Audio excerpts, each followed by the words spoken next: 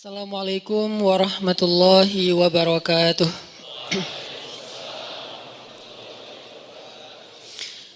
Alhamdulillahirabbil alamin. Alhamdulillahilladzi hadana li hadza wa ma kunna linahtadiya laula an hadanallah. Asyhadu an la ilaha illallah wahdahu la syarikalah. Lahul mulku wa lahul hamd wa huwa ala kulli syai'in qadir. Wa asyhadu anna Muhammadan abduhu wa rasuluhu la nabiyya ba'dah. Radina billahi rabba wa bi Muhammadin nabiyya wa bil islami dina. Rabbi syrah li sadri wa yassir li amri wahlul 'uqdatan min lisani yafqahu qawli. Allahumma salli wa sallim wa barik ala sayyidina Muhammadin wa ala alihi wa sahbihi ajma'in. Teman-teman sekalian, anak-anak muda Kota Bandung yang dirahmati Allah Subhanahu wa taala, barakallahu fiikum. Semoga Allah Subhanahu wa taala menjaga hati kita untuk selalu istiqomah di jalan Allah, hidup sebagai seorang muslim, hidup sebagai seorang hamba Allah, dan hidup sebagai seorang khalifatullah fil ard. Kita jadikan Islam bukan hanya ketika kita berada di dalam masjid, tapi Islam itu adalah cara hidup kita, Islam itu adalah selera kita, dan Islam itu adalah perilaku kita. Jadi Islam udah menjadi tes. Kalau kita memilih sesuatu itu, rasa yang kita inginkan itu adalah rasa atau cita rasa Islam. Terus juga perilaku kita, behavior kita, perilaku yang Islami, dan lifestyle kita juga lifestyle yang Islami. Arti lifestyle yang Islami bukan hanya simbol-simbol Islam, bukan hanya terpatok kepada slogan-slogan Islam, tapi lebih kepada konten dan substansi Islam. Sehingga kita menjadi seorang muslim yang kafatan, menjadi seorang muslim yang utuh. Arti utuh, dia tidak hanya menjadi muslim yang taat ketika berada di dalam masjid aja. Tapi dia menjadi muslim yang taat ketika di masjid, ketika di tempat kerja, ketika di kampus, di sekolah, ketika di tempat main, bahkan ketika lagi sendiri bersama dengan orang tercinta, dengan teman, atau bahkan ketika dia berada dalam keterasingan dengan orang-orang yang bikin dia gak nyaman. Dia tetap menjadi muslim. Mudah-mudahan Allah memahamkan kita lewat kajian-kajian yang rutin kita hadiri ini tentang syumuliyatul Islam, komprehensifnya Islam. Sehingga kita tidak lagi mereduksi Islam itu hanya dalam sisi-sisi ritual saja. Malam ini kita akan coba bedah satu hal yang mudah-mudahan jadi motivasi juga buat kita dalam menjalani hidup, sekaligus membangun persepsi tentang kebesaran Allah Subhanahu wa taala. Kalau di posternya mungkin membahas tentang maaf, saya akan coba kembangkan lebih luas sedikit supaya kita punya persepsi, dan nanti ujung-ujungnya sebetulnya salah satu goalsnya adalah agar kita bisa memaafkan orang lain. Kita bahas tentang hikmah. Kita bahas tentang hikmah. Apa itu hikmah dan kenapa pembahasan hikmah ini penting, dan gimana cara menjadi orang yang ahli hikmah. Kalau di dalam Al-Quran, Allah Subhanahu wa taala menyebutkan banyak kata hikmah dan banyak cerita hikmah. Kalau kata hikmah secara jelas salah satunya disebutkan di dalam ayat tentang dakwah. Ud'u ila sabili rabbika bil hikmah. Ajaklah manusia kepada jalan Rabbmu, ajaklah manusia kepada jalan Allah, kepada agama Allah bil hikmah, dengan cara yang hikmah. Kemudian juga ada ayat tentang Nabi mengajarkan hikmah. Wa yu'allimukumul kitaba wal hikmah. Dan tugas Nabi adalah mengajarkan kepada kalian Alkitab dan Al-Hikmah. Kemudian juga nanti ada kisah-kisah tentang hikmah. Salah satu yang paling fenomenal itu dan legend banget adalah Luqmanul Hakim, yang Allah Subhanahu wa taala berikan kepada dia hikmah. Dan Allah juga berikan kepada para anbiya hikmah. Misalnya wa atainahul hukma Sobiyya, kami berikan hikmah kepada Yahya sejak dia masih berusia masih kecil.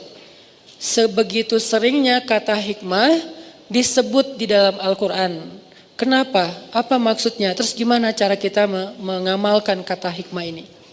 Karena kita yakin nggak ada satupun diksi Al-Quran itu yang mubazir, yang sia-sia. Walaupun terjemahnya kadang-kadang menurut kita kayak bukan sesuatu yang bold. Kayak misalnya kalau yang bold itu kan tentang kebesaran Allah, Allah Maha Kuasa, Allah apa, kan jelas ya makna yang boldnya nih. Kadang-kadang ada diksi kayak sederhana, perhiasan, yang dulu pernah kita bahas, keindahan, yang kita terjemahin jadi keren. Terus sekarang hikmah. Ini diksi yang bahkan diulang berkali-kali lebih banyak daripada kata jamal, dan gak mungkin gak penting. Karena Al-Quran setiap hurufnya aja penting, apalagi satu kata yang terdiri dari sekian banyak huruf.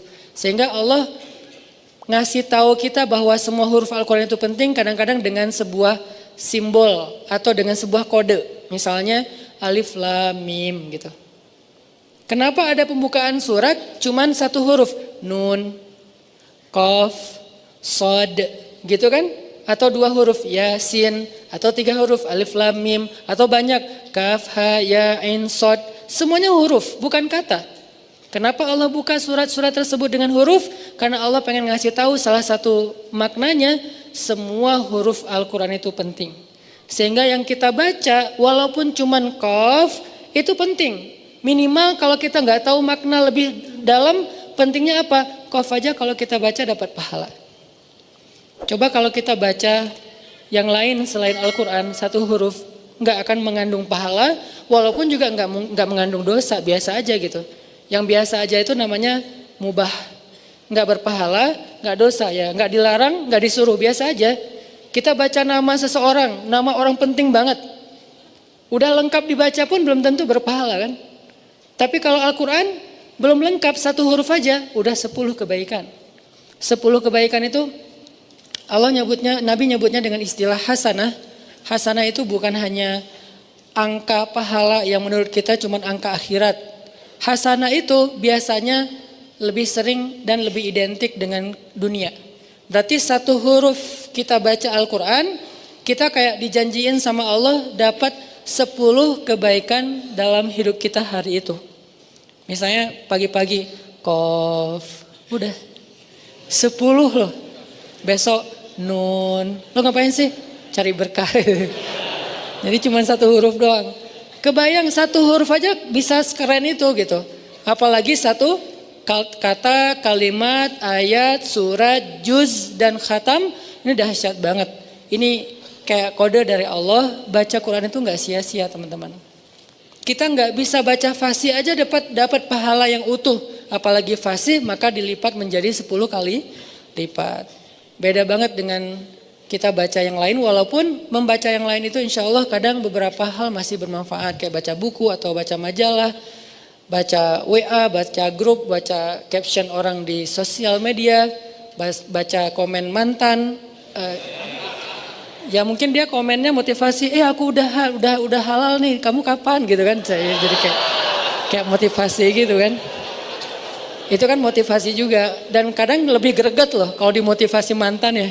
Kayak pengen duluan, siapa duluan yang sukses gitu kan. Terus sudah sukses pengen bikin dia nyesel kan gitu. Niatnya dari awal udah gak benar. Oke, kita belajar tentang hikmah. Apa sih arti hikmah? Banyak, karena bahasa Arab ini punya makna yang sangat beraneka macam dan luas banget. Tapi salah satu arti hikmah yang sering banget diulang-ulang oleh ulama adalah hikmah itu kayak akibat, dampak. Dan by the way, akibat itu juga bahasa Arab, akibah. Wal aqibatu lil muttaqin. Artinya apa? Akibat atau kesudahan, hasil yang baik itu adalah hak orang yang bertakwa, kata Allah. Wal aqibatu lil muttaqin. Akibat artinya kayak hasil yang baik adalah hak bagi orang yang bertakwa. Itu sama kayak Allah berjanji, wa may yattaqillah yaj'al lahu makhraja wa yarzuqhu min haitsu la yahtasib. Wa may yattaqillah yaj'al lahu min amrihi yusra. Wa may yattaqillah yukaffir anhu sayyi'atihi wa yu'zim lahu ajra. Siapa yang bertakwa kepada Allah, Allah kasih jalan keluar. Siapa yang bertakwa kepada Allah, Allah kasih surprise, kejutan. Siapa yang bertakwa kepada Allah, Allah kasih kemudahan. Siapa yang bertakwa kepada Allah, Allah hapuskan dosa-dosanya. Siapa yang bertakwa kepada Allah, Allah lipat gandakan balasannya, rewardnya, jazanya. Ini semuanya disebut dengan akibah. Disebut dengan hasil, akibat. Walaupun arti akibat dalam bahasa kita mungkin sedikit lebih ringan. Kalau dalam bahasa Arab, akibah itu artinya kesudahan, hasil. Wal akibatul lil muttaqin, berarti hasil yang baik adalah hak orang yang bertakwa. Jadi bisa dibilang hikmah itu agak mirip dengan makna akibah atau akibat, kesudahan, efek. Nah, kalau di dalam ayat tentang dakwah, maka arti hikmah itu adalah orang yang bijak itu, orang yang hikmah adalah orang yang kalau dia berdakwah, dia ngomong, dia bikin caption, dia komen, dia mikirin efeknya. Bukan mikirin maunya. Ini kurang hikmah. Mungkin kalau kita terjemahin lebih luas lagi, hikmah itu bijak kalau bahasa kita. Hikmah itu bijak. Orang yang ahli hikmah, bahasa Arabnya disebut al-hakim. Luqmanul hakim, Luqman yang bijak sana. Berarti orang yang bijak itu adalah ketika berdakwah, dia mikirin efek dari caption saya ini apa? Efek dari komen saya ini apa? Efek dari cara ngomong saya, sikap saya, program saya atau apapun yang kita rencanain itu apa? Terhadap dakwah. Ini namanya orang yang ud'u ila sabili rabbika bil hikmah. Bukan cuman pengen mengekspresikan maunya dia. Ini kurang bijak nih. Misalnya lagi ngejos kan, ngomong aja terserah dia mau terima atau enggak. Nah, ini enggak mikirin efek.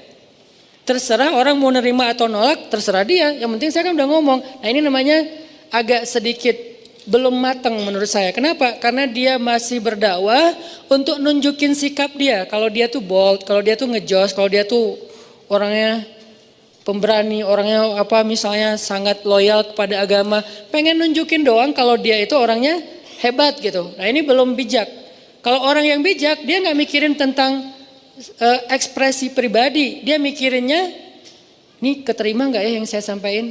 Ini kira-kira waktunya tepat nggak ya? Ini momennya udah pas belum ya? Ini kira-kira dia ngerti nggak ya kalau ngomongnya seberat ini atau serumit ini gitu? Ini namanya orang yang hikmah. Ud'u ila sabili rabbika bil hikmah. Ajaklah orang kepada agama Allah dengan bijaksana. Arti dengan bijaksana, kita terus mikirin banget apa ajakan yang buat orang insya Allah akan nyaman. Kemudian dia bisa faham, lalu dia nerima. Ini salah satu di antara arti hikmah. Tapi yang kita akan bahas bukan hikmah dari sisi itu, karena itu agak berat. Lagian itu bukan untuk dipraktekin sehari-hari, lebih ke orang yang memang khusus berdakwah atau apa gitu. Yang kita pengen bahas hikmah dalam kehidupan kita sehari-hari. Karena arti hikmah itu adalah efek, akibat, atau kesudahan, atau kejadian yang berlaku setelah sesuatu. Maka hikmah dalam kehidupan kita sehari-hari itu artinya adalah apa hal yang akan Allah tunjukkan setelah ini. Nah, ini nih arti hikmah. Makanya kan kita bilang ambil hikmahnya aja, kan suka gitu kan ya. Ambil hikmahnya aja. Itu kalimat nasihat tuh bijak banget loh, tuh keren banget dan penting tuh. Bukan sekedar basa-basi untuk bikin orang yang lagi kena musibah lebih sabar. Bukan basa-basi, itu nasihat yang mungkin diambil dari hadis-hadis yang banyak terus jadi satu kalimat sederhana. Ambil hikmahnya aja.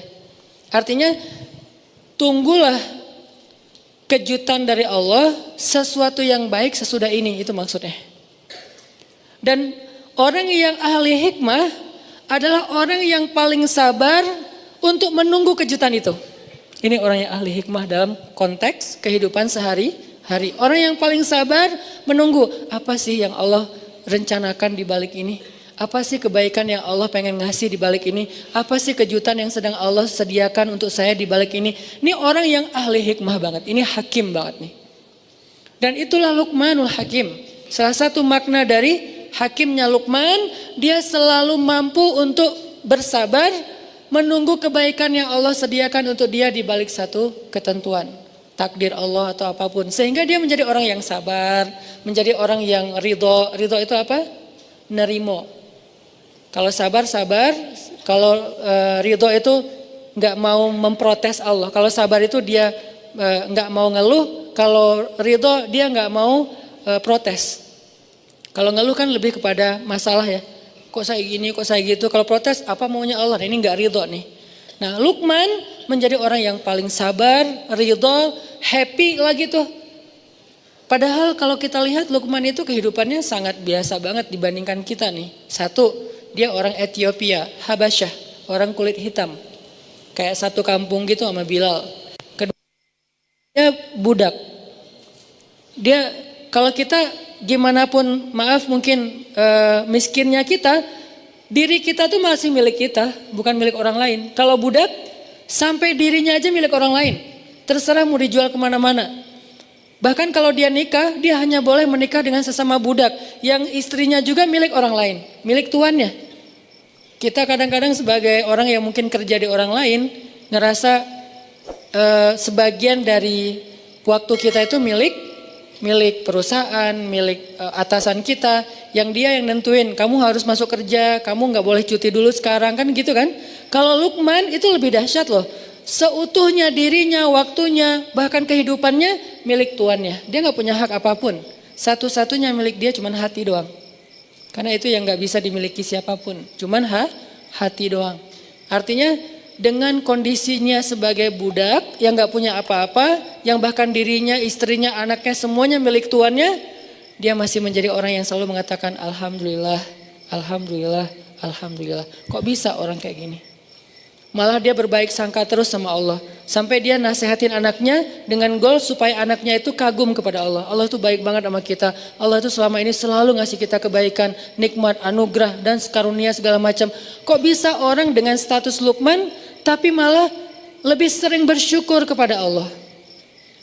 Sehingga salah satu kalimat hikmah yang Allah ajarkan kepada Luqman, anishkur lillah wa may yashkur fa innama yashkuru li nafsih. Kata Allah, kami berikan hikmah kepada Luqman sehingga dia menjadi orang yang bersyukur kepada Allah. Bukan kami berikan nikmat ya, ini beda nih, ini kalimat detail banget. Kami berikan hikmah kepada Luqman sehingga dia menjadi orang yang bersyukur. Harusnya kan kalimat yang kalau menurut kita harusnya yang lebih tepat tuh, kami berikan kepada Luqman nikmat sehingga dia menjadi orang bersyukur kan. Kenapa dia malah bersyukur tapi yang dikasih hikmah bukan nikmat? Ini bedanya pemahaman orang yang ahli hikmah dengan kita yang terbatas. Kalau buat kita, syukur itu untuk nikmat. Tapi buat Luqman, bukan itu yang paling penting. Ketika Allah udah berikan dia hikmah, kata Allah, wa may yu'tal hikmah faqad utiya khairan katsira. Siapa orang yang Allah kasih hikmah, berarti dia telah diberikan khairan katsira, kebaikan yang sangat banyak. Siapa yang dikasih hikmah oleh Allah, berarti dia dikasih khairan katsira. Allah yang bilang katsir. Kalau kita bilang, ya Allah dunia ini nikmat yang banyak, kata Allah, dunia itu hanyalah mata'un qalil. Dunia itu cuman kesenangan yang qalil, sedikit. Sedangkan hikmah Allah bilang katsira. Terus sebanyak apa tuh? Kalau seluruh dunia ini dikumpulin, kita dapat emas, kita dapat segala macam harta tambang kayak gitu kan. Jadi punya pulau di mana-mana, kita jadi raja satu-satunya di muka bumi. Seperti Zulkarnain, seperti Fir'aun, seperti Namrud, seperti Sulaiman. Semua raja yang pernah ada, bukan raja yang sekarang. Raja sekarang kan kotak udah wilayahnya udah kecil-kecil ya. Kayak Raja Dubai, cuman Dubai doang. Abu Dhabi bukan milik dia. Padahal satu negara tuh, Emirat. Tapi dibagi dua raja, yang satu bagiannya Abu Dhabi, yang satu lagi bagiannya Dubai. Yang satu pesawatnya Emirat, yang satu lagi pesawatnya apa? Ya itu deh, ada dua pesawat kan, kayak kita kayak Garuda sama apa gitu. Kita ada yang lain gak sih? Ya kalau di Emirat itu ada Emirat, ada satu lagi saya lupa. Etihad. Abu Dhabi Etihad, kalau Dubai Emirat, dua raja nih. Satu negara kecil yang penduduknya cuma 1,5 juta, itu kelihatan gimana istananya kalau teman-teman tahu Dubai itu.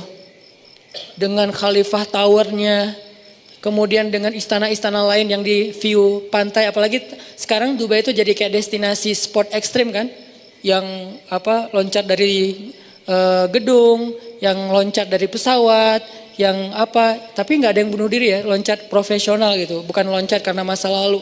Terus kayak kalau itu banyaknya di Jepang, Korea itu loncat dari masa lalu. Kalau di Dubai itu profesional. Itu punya 2 orang doang loh. Bisa kayak wah kaya banget ya. Tapi kata Allah mata on qalil, itu mah sedikit. Apalagi cuman dapat wilayah kecil, dapat dunia aja. Raja Saudi, Raja Dubai, Raja Raja di Eropa kan banyak kerajaan juga tuh. Mereka digabung semuanya kerajaannya di depan Allah, kata Allah mata on qalil, dikit. Terus giliran hikmah kata Allah khairan katsira, kebaikan yang banyak. Itu kebayang nggak tuh seberapa banyaknya? Ini logika iman dengan logika kita manusia biasa. Nah Allah bilang orang yang dikasih hikmah berarti dia dapat khairan katsira. Artinya apa? Dia tuh lebih beruntung daripada Raja Dubai, lebih beruntung daripada Raja Abu Dhabi, lebih beruntung daripada Raja Saudi, raja kerajaan manapun di muka bumi, dia lebih beruntung. Makanya orang yang udah Allah kasih hikmah, dia menjadi orang yang paling bersyukur.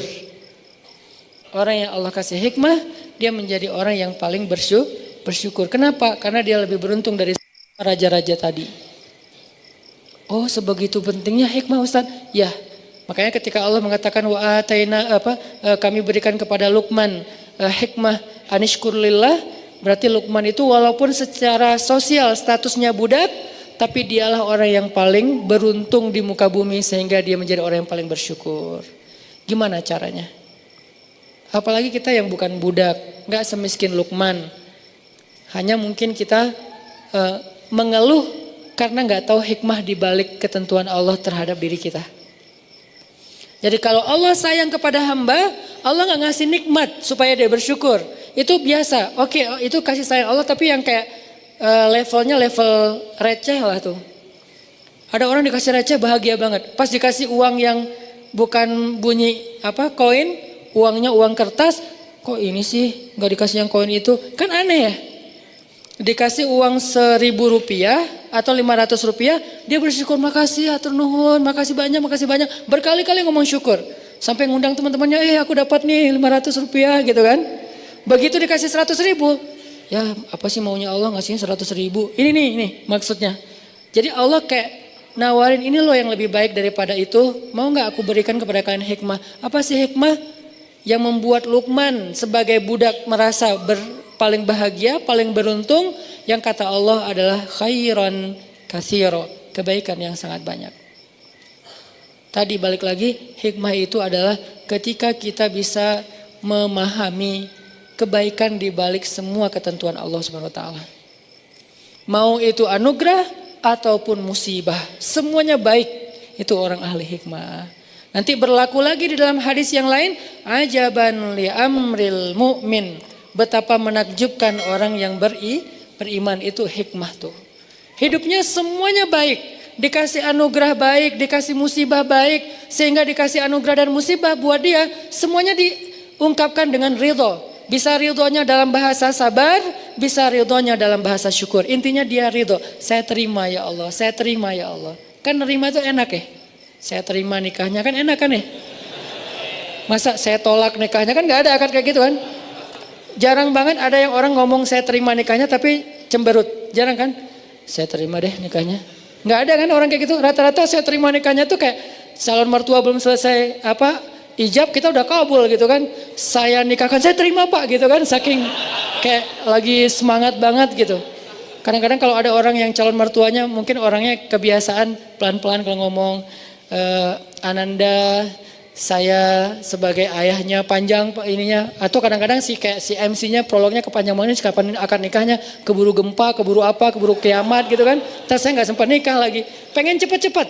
Makanya kalau si penghulunya bijak, biasanya akad dulu nanti baru ceramah, biar mereka udah tenang dengerin nasihat. Beda dengerin nasihat tapi deg-degan. Ini akad jadi nggak sih? Ini akad jadi nggak sih? Udah sejam ceramah teh. Kenapa ini ceramah kesannya kayak dilama-lamain? dan penceramahnya masih muda. Jangan-jangan kan bahaya banget gitu. Makanya pengen akad itu segera udah beres akad, si ceweknya kan hadir gitu kan. Duduk di sebelah, dengerin nasihat nasihat tentang pernikahan, khutbah nikah, itu tenang banget. Artinya saya terima ya Allah tuh kita kayak berakad dengan Allah. Ya Allah, apapun yang kau berikan saya yakinlah itu kebaikan buat saya terima. Raditu billahi robba, itu artinya wabi Muhammadin nabiyya wabil islami dinan. Artinya kita emang terima banget. Nah ini nih orang yang nerimo ini, dia adalah buah dari ahli hikmah, mengerti kebaikan di balik semua ketentuan Allah Subhanahu wa taala. Nah, kita belajar tentang hikmah ini. Gimana sih biar jadi orang yang ahli hikmah? Kita bisa selalu yakin, enggak apa-apa deh kayak gini, ini kan qadarullah lah, udah Allah tentukan kayak gitu. Enggak apa-apa, tunggu aja bentar lagi ada kebaikan. Kayak gitu tuh. Kalau dikasih nikmat, anugerah, ya wajar banget kita bisa langsung menebak, alhamdulillah ini kebaikan. Tapi kalau dikasih ujian nih, belajar hikmahnya tuh untuk itu. Belajar hikmah untuk kalau dikasih ujian, dikasih musibah, dikasih sesuatu yang menurut kita kayak bukan maunya kita gitu. Kan sering banget ya dalam hidup kita Allah tentuin sesuatu yang bukan maunya kita. Saya juga sering kayak ngerasa gak enak sama Allah. Ya Allah, maafin saya, kemarin udah salah sangka, kemarin saya ngeluh, kemarin saya salah paham, kemarin saya gak ngerti, kemarin saya ngomongnya gak baik. Pas Allah tentukan begini dalam hidup. Adegan paling kecil aja dalam kehidupan kita. Kita rencanain ini, yang terjadi yang sebaliknya. Kita rencanain apa, yang terjadi sebaliknya. Padahal kita udah ikhtiar maksimal dalam kerjaan, dalam kuliah, dalam apapun. Itu sering banget. Dan biasanya kalau kita sabar dikit, nanti kita akan tahu. Sabar ini artinya bukan diam ya. Sabar ini artinya jangan melenceng. Itu arti sabar. Tetap di situ, jangan melenceng, tetap on the track, jangan keluar dari syariat, jalan Allah. Syariat itu kan artinya jalan, syariat bahasa Arab itu artinya jalan. Jangan keluar dari jalan itu, jalan aja nggak apa-apa. Walaupun ada agak-agak badai dikit, gerimis dikit, terus mungkin ada godaan-godaan orang teriak-teriakin kita dikit, dibully, jalan aja. Bentar lagi kita akan ngelihat hikmah kebaikan yang Allah sediain. Kita sering mungkin kehilangan kebaikan hikmah karena kita nggak sabar, langsung belok. Ada masalah dikit, belok . Ada masalah sedikit, U-turn. Balik lagi ke tempat tadi, nggak jadi deh. Padahal mungkin jarak kita dengan hikmah itu tinggal selangkah. Jarak kita dengan hikmah itu tinggal beberapa hari lagi. Setahun udah berjalan, tinggal sehari lagi. Putus asa namanya, balik arah. Akhirnya kehilangan kebaikan yang Allah janjiin. Mana buktinya, saya udah setahun nunggu. Padahal kalau dia nunggu sehari lagi, dapat tuh. Sehari doang. Cuman kan kita nggak pernah tahu ya berapa lama, dan itulah challenge-nya tuh di situ. Gimana dong Ustaz kalau kita nggak tahu?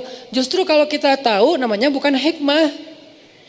Karena hikmah itu sengaja Allah sediakan buat mereka yang yakin, bukan yang tahu. Mereka tahu setelah mereka yakin, bukan mereka yakin setelah mereka tahu. Yakin dulu, ntar kamu akan tahu, akan melihat buktinya. Nah ini yang disebut dengan iman, jalannya hikmah. Hikmah itu kayak buah, iman itu adalah akarnya, pohonnya ilmu, nanti buahnya adalah hikmah salah satunya. Jadi gimana caranya kita jadi orang yang gak gampang ngeluh ketika Allah uji, gak gampang putus asa, gak gampang berbalik arah, gak labil, tetap jalan di situ. Dan kalau perlu level paling tingginya, begitu Allah kasih musibah, bersyukur. Emang gak gampang sih, saya juga belum berhasil. Tapi setidaknya berbaik sangka dulu sebelum kita mampu bersyukur. Ya Allah, ganti dong musibah ini dengan yang lebih baik. Kan itu berbaik sangka kan dalam bahasa doa. Ya Allah, saya yakin Engkau kalau ngasih sesuatu yang ujian, hamba-Mu sabar. Engkau yang bilang sendiri di Al-Quran, wabasyiris sabirin, sampaikan kejutan, berita gembira, kebaikan buat orang yang sabar. Manhum ya Rob, siapa orang yang sabar itu ya Allah? Kata Allah, orang yang alladzina idza asabathum musibah qalu inna lillah wa inna ilaihi raji'un. Kita ini milik Allah. Arti kita ini milik Allah, ya ikut ajalah sama Allah pemiliknya. Itu maksudnya, bukan sekedar kalimat bin salabin ya. Innalillahi wa inna ilaihi rajiun. Mana ya Allah, kan saya udah ngomong ininya mantranya. Itu bukan mantra. Innalillahi itu bukan mantra. Innalillahi itu kalimat tarajju kalau secara bahasa. Apa arti tarajju? Rujuk. Rujuk itu artinya balik lagi. Kalimat ketika kita mengembalikan semuanya kepada langit. Itu arti innalillah. Kalau kita belum mengembalikan ke Allah, berarti belum innalillah. Walaupun kita udah ngulangin teks itu berkali-kali. Innalillahi wa inna ilaihi rajiun. Tapi apa sih maunya Allah nih? Innalillahi wa inna ilaihi rajiun. Gak rela banget sih innalillahi wa inna ilaihi rajiun. Allah gak fair sama saya. Innalillahi wa inna ilaihi rajiun. Ngomong beribu-ribu kali, kalau belum kembalikan kepada Allah hasilnya, hikmahnya, berarti belum tarajju. Jadi kalimat innalillah bahasa Arabnya kalimat tarajju. Subhanallah kalimat tasbih. Alhamdulillah kalimat tahmid. Allahu Akbar kalimat takbir. Astaghfirullahaladzim kalimat istighfar. Nah, innalillah kalimat tarajju. Masing-masing ada judulnya kan, ada sebutannya. Nah, apa arti tarajju? Mengembalikan lagi kepada Allah. Jadi begitu kita bilang innalillah, ya sih, ini kan juga milik Allah. Harta kita innalillah. Inna itu bukan saya, kita. Kita di sini, saya, keluarga saya, harta saya, rumah saya, kerjaan saya, hidup dan mati saya. Nahnu, kita semua lillah, milik Allah. Masa kita marah kepada orang yang mengambil miliknya sendiri? Kecuali dia ngambil milik kita, baru kita marah. Ini kan punya saya. Tapi ngomong innalillah, tapi kayak gak rela kan, berarti samanya kita bilang innalillah. Ya sih, tapi kan ini punya saya. Kan gak nyambung ya, klise ya. Kalau innalillah berarti kita benar-benar yakin, ini tuh milik Allah, dititipin di saya ya. Terserah Allah mau ngambil kapan aja. Tapi saya berharap ya Allah titipin lagi dong yang lebih bagus. Gitu kan. Ini nih manusiawinya kita. Dan Allah sayang ke hamba yang kayak gitu. Yang penting dia sadar, yang penting kamu jangan klaim itu milik kamu ya, apalagi ganti nama di sertifikat gak boleh. Namanya tetap nama saya, kamu cuma ngontrak. Begitu nanti kata yang pemilik rumah, kontrakannya ini udah habis, aku ambil ya rumahnya. Oh iya gak apa-apa, saya boleh ngontrak rumah yang lain yang punya tuan yang lebih bagus. Itu Allah suka kayak gitu. Yang gak Allah suka, enak aja nih kan saya udah tinggal di sini setahun, gak boleh kayak gitu. Kita tuh cuma ngontrak, terus ketika Allah mau ngambil, ridho aja. Innalillah, oh ya ini punya tuan, ambil aja. Boleh nggak saya tinggal, saya nggak punya rumah nih, boleh nggak saya tinggal di rumah bapak yang lebih bagus? Oh boleh, itu ada apartemen saya lebih bagus di pusat kota, boleh nggak apa-apa, tinggal aja di situ. Kalau orang nanya nih rumah siapa, jangan bilang rumah kita, ini namanya nggak taraju kan, bilang rumahnya bapak fulan, rumahnya teman saya, rumahnya siapa misalnya kayak gitu. Begitu datang setahun lagi, Mas, kayaknya anak saya baru nikah, mau dipakai apartemennya, saya ambil nggak apa-apa. Oh ya nggak apa-apa Pak, emang milik Bapak. Saya malah bersyukur setahun udah dipakai gratis, gitu kan? Tapi saya mau tinggal di mana ya Pak? Kan gitu kan ya? Oh ya udah nanti saya cariin, ada yang lebih bagus. Cuman anak saya nggak suka, mungkin buat Bapak, buat Mas lebih nyaman. Yang mana ditunjukin? Mau pilih yang mana? Oh yang ini boleh nggak? Ternyata lebih gede lagi. Kayak gitu aja terus. Allah tuh baik sebetulnya. Udah kita ngontrak gratis. Ketika Allah ambil, itu Allah mau mindahin kita ke yang lebih baik. Masalahnya kenapa nggak dapat? Karena kita udah ngeluh dan marah-marah kepada si pemilik kontrakan. Akhirnya jadilah kita homeless, nggak punya apa-apa. Padahal kalau kita mau ridho dikit, nggak apa-apa, ini memang punya bapak, dikasih yang lebih bagus nanti tempat tinggalnya. Ini yang disebut dengan hikmah. Insya Allah nanti kita lanjutin lagi setelah sholat isya. Kita lanjutkan tentang hikmah. Yang tadi arti hikmah itu adalah belajar untuk memahami kebaikan di balik sebuah peristiwa. Terutama peristiwa-peristiwa yang buat kita tuh kita hindarin. Kita nggak suka peristiwa yang kayaknya musibah, bencana, ujian kayak gitu-gitu. Kita belajar memahaminya. Nah yang namanya hikmah dia nggak bisa difahami kecuali dengan dua syarat. Satu, berbaik sangka kepada Allah atau iman. Kedua, sabar karena dia nggak bisa seketika. Kita akan ngerti hikmah kalau kita nggak sabar. Karena biasanya hikmah itu baru kita mengerti setelah beberapa lama.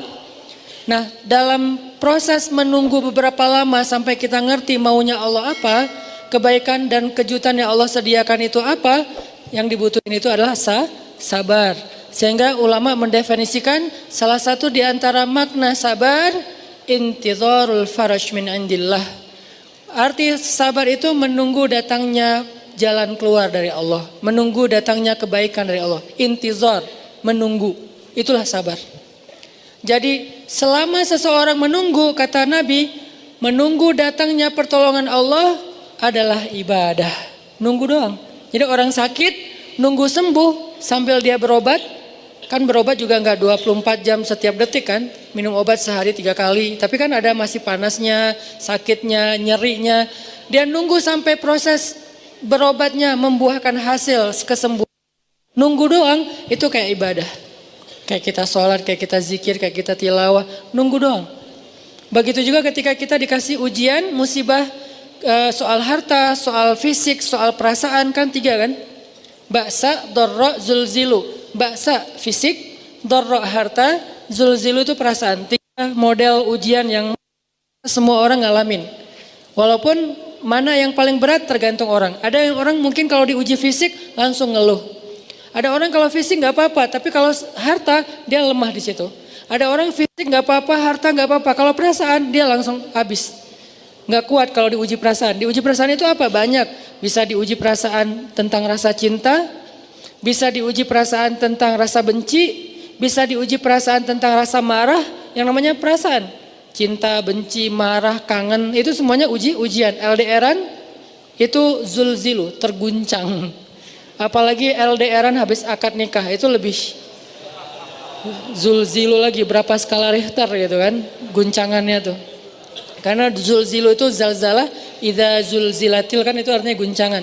Cuman maksud guncangan di sini guncangan perasaan. Nah, orang yang menunggu datangnya pertolongan Allah, kebaikan yang Allah janjiin, nunggu doang itu udah ibadah. Dan itu disebut dengan intizar. Penantian itu sama dengan sabar. Penantian itu sama dengan sabar. Dan kita nggak akan ngerti hikmah sebelum kita bisa benar-benar komitmen dengan 2 hal tadi. Berbaik sangka sama Allah. Pasti ada kebaikan di setelah ini. La'allahu khair, la'allahu khair. Inna lillahi wa inna ilaihi raji'un. Yang kedua, dia sabar. Nungguin sampai datangnya pertolongan Allah. Nah, ini namanya hikmah. Kalau kita terbiasa mengerti hikmah teman-teman, sampai ke tingkat yakin ada hikmah, yakin ada hikmah, yakin ada hikmah. Kemudian kita dikenal dengan Al-Hakim, orang yang bijak, karena selalu yakin kepada hikmah-hikmah yang baik di sisi Allah, maka hidup kita itu nggak ada buruknya, semuanya baik. Ajaban li amril mu'min, inna amrohu kullu khair. Semua urusannya khair, baik. Kenapa? Karena dia ahli hikmah, selalu yakin kepada kebaikan di balik satu ujian. Serumit apapun dan seburuk apapun ujian itu, seberat apapun ujian itu, seenggak logis apapun ujian itu, pokoknya ada kebaikan. Mana contohnya Ustadz? Salah satu contoh cerita hikmah yang paling kontroversi adalah cerita hikmahnya Nabi Khidir. Itu cerita hikmah paling kontroversi. 3 adegannya, tiga-tiganya kontroversi. Kalau sekedar ujian anak yang kecil itu tiba-tiba meninggal, nggak kontroversi ya, namanya orang meninggal. Tapi ini dibunuh, bukan meninggal. Kalau kapal itu tiba-tiba rusak, nggak kontroversi. Tapi ini dirusak. Kalau rumah itu yang dibangun oleh Nabi Khidir itu rumah di kampung orang-orang yang soleh, itu nggak kontroversi. Ini rumah yang ada di kampung orang-orang yang tidak soleh. Makanya kontroversi. Nah, hidup kita kadang nggak sekontroversi Nabi Khidir. Berarti kalau terhadap apa yang terjadi kepada Nabi Khidir aja Musa harus bersabar, harusnya kita lebih sabar lagi terhadap apa yang kita alami dalam hidup. Sehingga ketika Musa protes, akhirnya Nabi Khidir bilang apa? Malam tasti', bukan tastati'. Udah disingkat sekarang. Tadi awal-awalnya tuh malam tastati'. Sekarang ujung-ujungnya malam tasti'. Artinya gak bisa banget sih.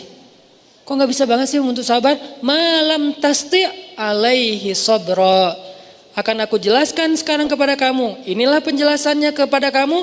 Apa yang kamu gak bisa banget untuk sabar menunggu penjelasannya. Nah, ini cerita hikmah. Sehingga ketika Nabi Musa ditanya oleh seorang laki-laki Bani Israel, siapa orang yang paling banyak ilmu? Nabi Musa mengatakan saya.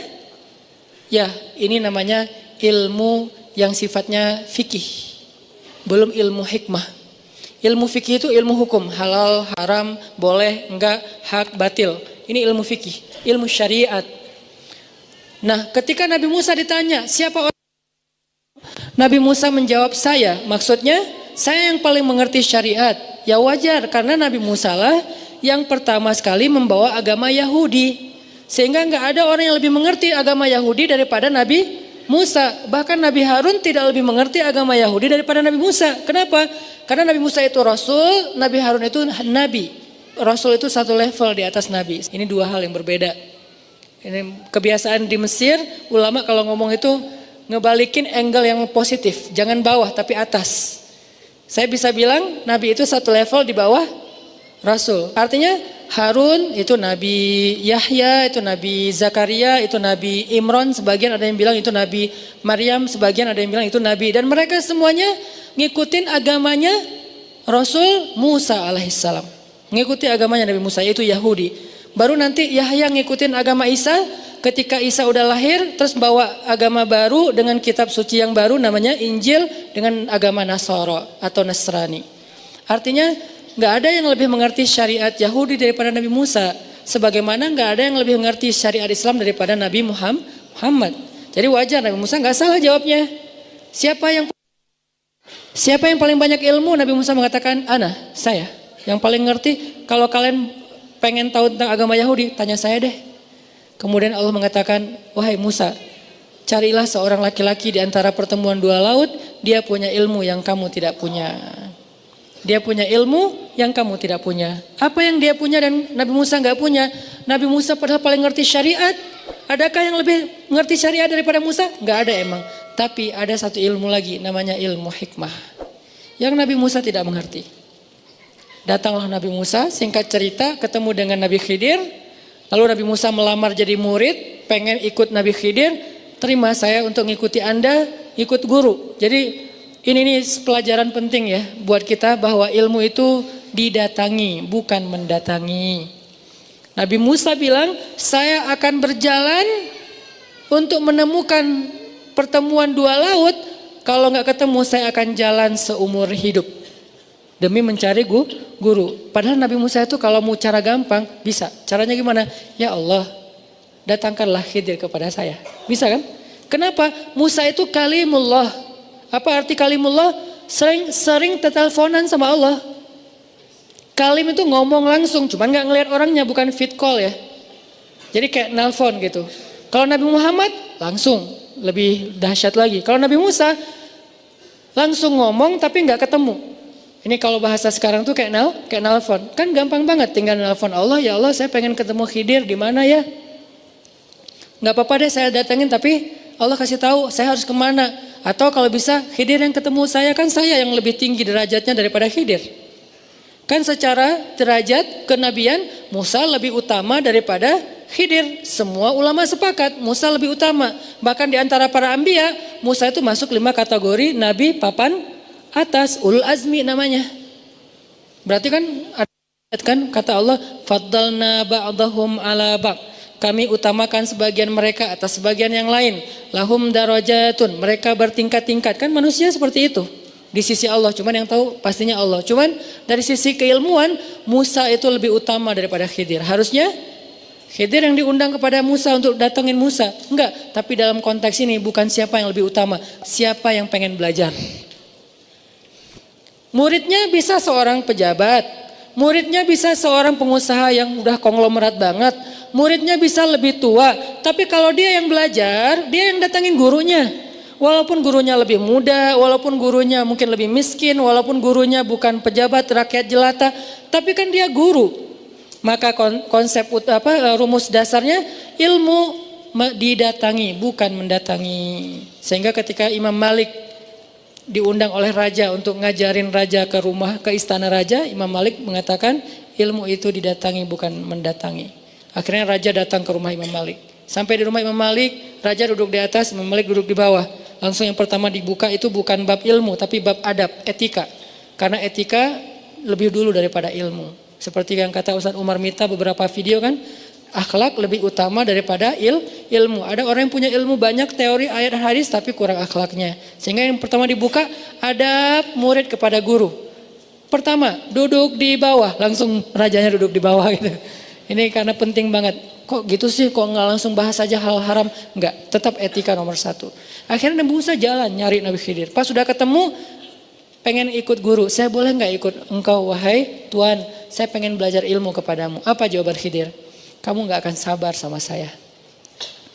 Jadi yang mau diajarkan Nabi Khidir kepada Musa, sabar menunggu hikmah. Bukan tentang ini halal Musa, ini haram. Enggak, Musa udah ngerti itu. Ini agama Yahudi itu harusnya gini, kamu salah konsepsi. Enggak, karena konseptor agama Yahudi itu adalah Allah, kemudian yang menyampaikannya Musa. Ya udah nggak ada masalah dengan syariat. Sekarang masalah hikmah. Kamu nggak sabar sama saya. Bagaimana kamu akan sabar terhadap sesuatu yang kamu nggak ngerti? Nah ini nih, bersabar terhadap sesuatu yang kita nggak ngerti. Kalau ngerti wajar dong kita sabar. Misalnya Allah bilang, ya kamu saya uji ya karena nanti mau dikasih yang lebih bagus. Sabar banget kan kita? Kayak cerita saya misalnya hilang motor 21 juta, gak apa-apa ya Hanan, aku ambil 21 juta ntar dikasih motor yang 31 juta. Oh siap ya Allah, sami'na wa ata'na, kan gampang kan ya. Allah gak ngomong gitu, pokoknya diambil aja. Apa maunya Allah? Tapi kan saya gak ngerti, itu disebut dengan hikmah. Sabar terhadap sesuatu yang kita gak ngerti. Kalau kita ngerti itu bukan hikmah, itu wajar banget. Kata Nabi Khidir, bagaimana kamu akan sabar terhadap sesuatu yang kamu gak ngerti? Kata Nabi Musa, saya akan berusaha. Izinkan saya untuk mencoba. Saya akan bersabar. Kata Nabi Khidir, kalau gitu syaratnya kamu boleh ikut saya tapi nggak boleh komen. Boleh ikut saya tapi nggak boleh komen. Ini kayaknya untuk jadi murid seperti Nabi Isa kita kayaknya perlu belajar nih. Ikut ulama jangan banyak protes. Kalau mau protes biar sesama ulama. Kita sebagai murid jangan protes ulama. Kalau kita berbeda pendapat dengan ulama, boleh dengan satu syarat. Karena kita mengambil pendapat ulama yang lain, bukan mengambil pendapat pribadi. Ini salah. Kalau menurut kita, kalau kita ngomong gini, saya nggak setuju dengan ustadz itu, karena menurut saya itu salah. Tapi kalau kita ngomong gini, saya nggak setuju dengan ustadz itu, karena menurut ustadz ini, nah ini kan memilih dua pendapat ulama ya. Nah ini boleh, nggak apa-apa dan itu fair. Karena Islam itu mazhab, banyak mazhab. Saya nggak setuju dengan misalnya sholat yang nggak pakai kunut karena menurut kiai saya kunut itu adalah, nah ini boleh. Atau sebaliknya, saya nggak setuju dengan kiai yang kunut karena menurut ustaz saya nggak masalah karena kita memilih pendapat ulama. Tapi kalau kita bilang saya nggak setuju dengan doa itu karena menurut saya, kita siapa? Nah kalau kita keras kepala, kekeh berdebat dengan ulama, maka bahasa Al-Quran untuk mereka dan itu ada di dalam surat Al-Luqman, nggak bijak banget. Seperti, maaf, Allah mengumpamakannya seperti keledai. Inna angkarul aswad la sautul hamir. Seburuk-buruk suara itu suara keledai. Apa maksud perumpamaan ini? Ini peribahasa Quran, karena Al-Quran juga punya peribahasa. Seburuk-buruk suara, suara keledai. Apa maksudnya? Keledai di surat Al-Jumu'ah, surat yang lain adalah simbol hewan yang bodoh. Makanya orang Arab kalau ngeledekin, kalau marah kepada orang lain, mereka nggak bilang maaf ya. Kalau di kita kan anjing misalnya gitu kan ya. Gitu kan ya. Kalau di mereka tuh enggak. Karena kalau dibilang anjing itu bukan ledekan. Itu biasa aja. Anjing itu dianggap hewan yang cerdas. Memang sih secara fikih dia najis. Tapi secara intelektual anjing ini cerdas gitu, makanya dipakai berburu, dipakai banyak hal kan. Anjing bermanfaatnya banyak juga selain memang dia najis secara fikih. Najis itu bukan harus dibunuh, najis itu nggak boleh kena liurnya, nggak boleh dipelihara dalam konteks tertentu. Tapi dia hewan yang cerdas, anjing itu, hewan yang setia. Sehingga kalau orang dibilang anjing dalam bahasa Arab itu artinya kamu setia, kamu cerdas misalnya. Enggak, canda. Jadi orang Arab tuh nggak bilang anjing loh, enggak, keledai loh. Nah kalau dibilang keledai itu berarti goblok, berarti dia jahil, berarti dia bodoh. Makanya orang Arab kalau bilang ya humar, wahai keledai gitu. Saya pernah di MRT di Mesir gitu lagi, biasanya orang-orang Arab tuh kalau lagi desak-desakan suka marah. Ada yang marah-marah ngomong ke bapak yang kayaknya educated gitu ya, lagi duduk. Ya humar, wahai keledai. Si bapak itu dengan tenang bilang, fi humar ghairak hena? Ada keledai selain kamu di sini? Dia bilang nggak ada. Ada. Salah. Dibilang nggak ada, berarti gua sendiri yang keledai. Kalau dibilang ada, berarti gua termasuk keledai juga dong. Nih bapaknya tuh keren banget logikanya. Akhirnya ketawa satu gerbong, udah selesai masalahnya. Jadi orang Arab tuh kalau ngomong bodoh, bahasanya keledai. Kenapa? Karena peribahasa surat Al-Jumu'ah seperti keledai yang membawa lembaran-lembaran ilmu. Dia bawa banyak kitab tapi nggak ngerti apa isinya, itu keledai. Sehingga ketika Allah ngasih perumpamaan lain, peribahasa lain, sebuah suara adalah suara keledai. Maksudnya apa? Udah nggak punya ilmu, ngomongnya lantang, itu maksudnya. Udahlah nggak punya ilmu, tahu dalil baru satu hadis, innamal a'malu binniyat, tapi debatnya panjang. Itu kata Allah, inna angkarul aswat la sautul hamir. Seburuk-buruk suara, suara keledai. Kenapa kalimat itu ditaruh di surat Luqman? Karena itu simbol dari orang yang tidak bijaksana. Nanti setelah itu ada ayat tentang orang yang mendebat ulama, mendebat Allah tentang apa yang mereka nggak ngerti. Intinya adalah balik lagi, kamu nggak akan sabar. Kata Nabi Musa, saya akan usaha. Kata Nabi Khidir, kalau gitu jangan komen ya, kamu diam aja sampai saya jelaskan maksudnya. Siap, jalan nih. Nah ini artinya kalau kita mau ikut ulama, jangan komen. Jangan komen debat di postingan para ustadz. Ini lebih jelas lagi nih. Jangan komen debat di postingan para, bukan saya doang. Ini saya mewakili beberapa ustadz, termasuk ustadz siapapun lah di Indonesia ya. Yang menurut kita ilmu mereka lebih banyak, jangan komen. Kalau kita mau komen, doa, komen, support, komen, semangat, sharing, repost, nge-tag teman kita, oke. Tapi kalau komen, apaan segala macam, jangan. Kenapa? Karena kita bukan selevel dengan mereka. Tapi kan sekarang zamannya bebas, sosmed siapapun bisa komen. Iya, tapi kan semuanya ada etika. Kita pakai smartphone, maka jadilah smart netizen. Jangan sampai kita pakai smartphone, tapi tidak smart netizen. Harusnya kita minimal smart netizen sebelum kita nanti jadi smart citizen. Ini smart netizen ini ilmu akhlak yang diajarkan Nabi banget. Falyakul khairan aw liyasmut. Hendaklah dia komen yang baik-baik atau nggak usah follow, itu artinya. Kalau nggak bisa komen yang baik-baik, nggak usah follow, nggak usah ya. Udah nggak usah follow deh, daripada jadi modus kan ya. Nggak usah. Ini artinya jangan komen di depan, di hadapan ulama kecuali yang baik maksudnya. Nah jalan nih Musa, jalan ketemu laut. Khidir itu kan secara bahasa Arab panggilannya Nabi Khadar kan, orang Arab manggilnya Khadar, di Indonesia Khidir. Arti Khadar itu green, bukan Hulk ya. Green di sini karena kemanapun Nabi Khidir jalan, negeri yang tadinya tandus gersang jadi hijau. Jadi gerakan Go Green itu mungkin foundernya adalah Nabi Khidir gitu.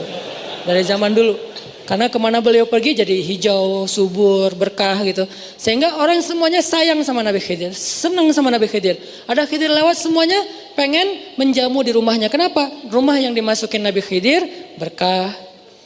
Ternak yang ditunggangi Nabi Khidir berkah. Tiba-tiba jadi bisa ngeluarin susu. Tiba-tiba ternak itu jadi gemuk. Ini Khidir. Asal usul dari nama Khidir. Gak tahu nama aslinya apa. Ini kayak nama panggung kalau kita ya. Kayak nama sosmednya gitu. Cuman gak ada underscore, udah aja Khidir. Terus jalan, ketemu laut, pengen nyebrang. Pas mau nyebrang, ada kayak bukan rakit, perahu kecil. Nabi Khidir minta izin kepada pemilik perahu, boleh kami numpang nyebrang? Karena Khidir ini udah viral, semua orang tahu. Anda siapa? Saya Khidir. Oh ya silakan. Biar perahunya berkah, malah gratis kan, supaya dapat berkah. Kayak postingan terakhir yang berkah, bukan angkanya. Tapi kadang-kadang kita nyari berkahnya gitu. Udah aja, kadang-kadang kan kalau hitungannya hanya angka, begitu nggak berbayar atau bayarannya kurang kita anggap rugi kan ya. Padahal kalau nyari berkah, kadang-kadang begitu bayarannya kurang di sini, kita ikhlasin karena niat pengen nolong, nanti Allah ganti yang lebih besar. Ini pentingnya berkah nih. Jangan hanya mencari angka, walaupun angka tetap sesuatu yang memang diperbolehin dalam agama. Jalan nyebrang, nggak perlu bayar. Berdua sama Musa jalan nyebrang sampai ke tujuan, udah nyebrang. Sebelum Nabi Khidir turun, Nabi Khidir ambil sesuatu alat untuk ngelubangin kapal. Orangnya diam aja, dilubangin terus nama Nabi Khidir. Sampai udah bocor, masuk air, pergi aja. Musa ngeliatin, maksudnya apa? Khidir jalan aja. Ini kenapa Khidir kok nggak jelasin dulu? Karena lagi pengen ngajarin hikmah. Kalau dijelasin, namanya bukan ngajarin hikmah, namanya ngajarin fikih. Kan fikih dijelasin dulu kan, biar kita tahu mana halal, mana haram. Jelasin dulu di awal, ini halal ya, ini haram, jangan ya. Itu fikih, syariat. Kalau hikmah enggak kayak gitu.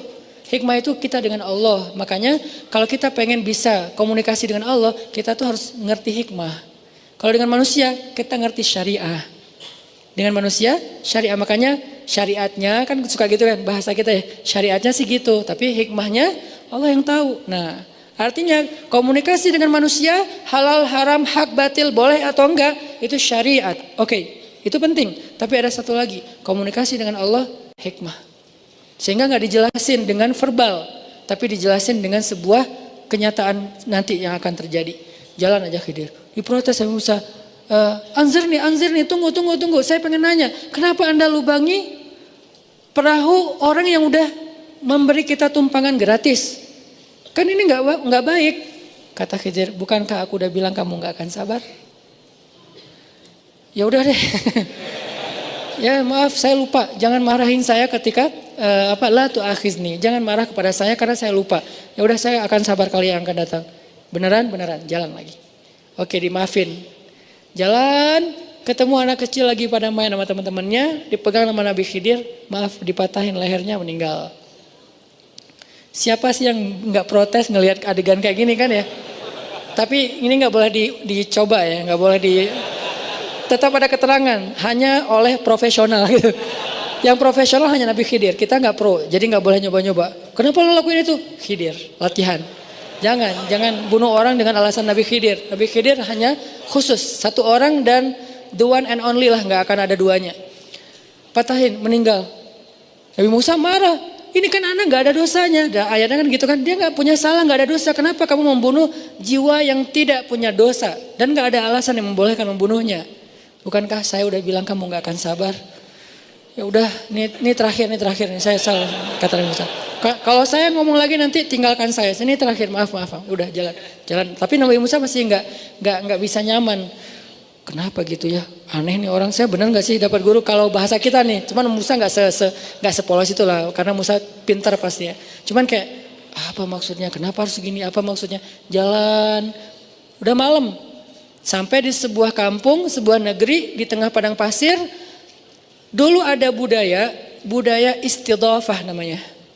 Dan itu budaya keren banget. Salah satu akhlak Islam itu istidhafah. Apa arti istidhafah? Memberikan tumpangan untuk orang tamu musafir bermalam dan dikasih makan. Itu budaya Islam. Dan Nabi Ibrahim yang paling jago dalam bab istidhafah. Nabi Ibrahim untuk istidhafah menyembelih 100 ekor onta setiap malam. Demi menyambut tamu, ngasih makan tamu, ngasih tempat tinggal tamu. Jadi bisa dibilang bapak perhotelan pertama dalam sejarah manusia, Ibrahim. Dia nyediain hotel untuk tamu sebanyak 100 ekor onta. Kira-kira 100 ekor onta berapa orang makannya? Ribuan kan? Berarti setiap malam ada ribuan pendatang, penziarah, tamu yang nginap di Al-Aqsa, di Al-Quds. Dan siapa yang memberikan fasilitas hotel ring 1 Al-Quds untuk mereka?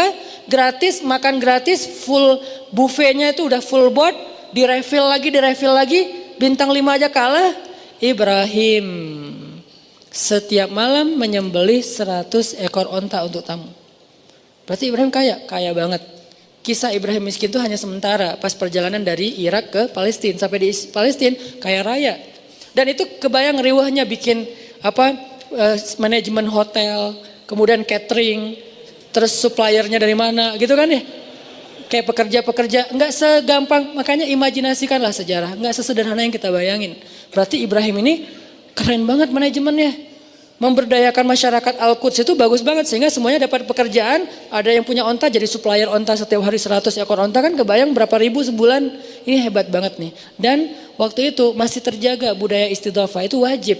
Kalau ada musafir maka RT RW itu harus punya sebuah program ini tempat kayak penginapan, guest house. Harus disediakan di setiap negeri itu guest house buat tamu. Nah datang ke sebuah negeri gak ada guest house-nya. Ngetuk pintu rumah orang gak ada yang bukain. Semuanya pelit. Gak mau istidhafah. Dan itu aib dalam sejarah. Gak boleh kayak gitu. Akhirnya mereka terpaksa nginep di sebuah rumah yang udah roboh. Hampir roboh gitu. Rumah yang gak jadi gitu.